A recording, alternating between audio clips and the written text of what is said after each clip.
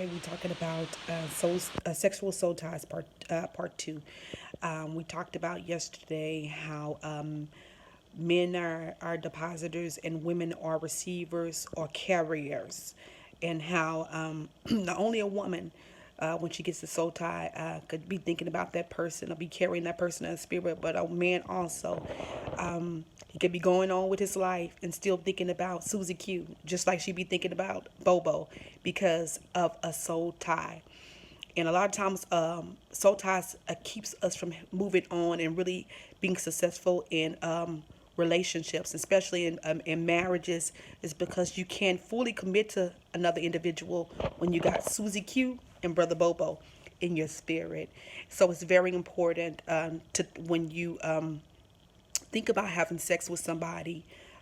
First of all, I always say do it God's way, because the natural act of having sex can yield uh, a spiritual consequence, which is a soul tie, and the consequences is, even though sex is enjoyable, the consequence is more weightier than the enjoyment of sex. So please take heed, as I can continue to conclude to teach on soul ties, because I'm telling you, it's easy to get one, but hard to get rid of one.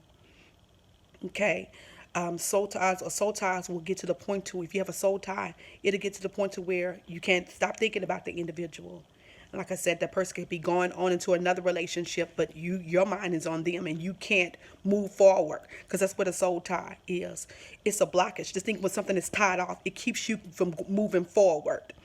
Okay. And even if you would really win, you can actually naturally move, you can naturally take a move forward with somebody, but spiritually you won't be able to fully move forward with an individual, when you have a soul tie. That's why soul ties are to be severed at the root, and you have to ask God to forgive you and to cleanse your bloodline from that, and we'll talk further into that.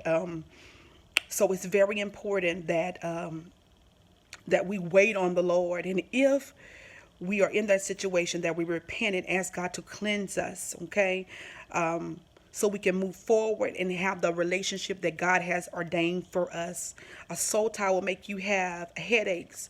A soul tie will make you can't get that person off your mind, and you be praying and hoping and wishing, and you don't know why you can't shake it, because of a soul tie. Now I know somebody out here listening know what I'm talking about, and didn't know the name of it, but that's what it is. It's called a soul tie, when you can't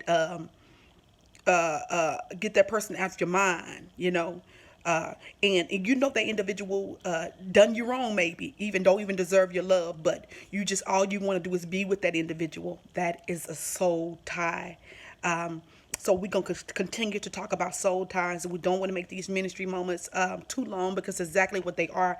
But this is part two or part B of a sexual soul tie. Today we talked about how when you have a soul tie, you get it through the act of sex, and even though sex is enjoyable, the outcome of the consequences is way weightier than the enjoyment of sex. So it's important to wait on the Lord. I also want to bring out today, I'm sorry, let me go on. I want to bring out today that you can get a sexual soul tie and be married, like through adultery. So it's very important that we, even when we in a marriage, that we committed to that individual, and that we don't have go out and have sex with somebody outside of our marriage, because that's called adultery, and that can cause you can get a soul tie that way. So we'll more conclude tomorrow, because it's getting a little bit lengthy than what I wanted it to be. But this is part B or part two of sexual soul ties, to be continued tomorrow. God bless.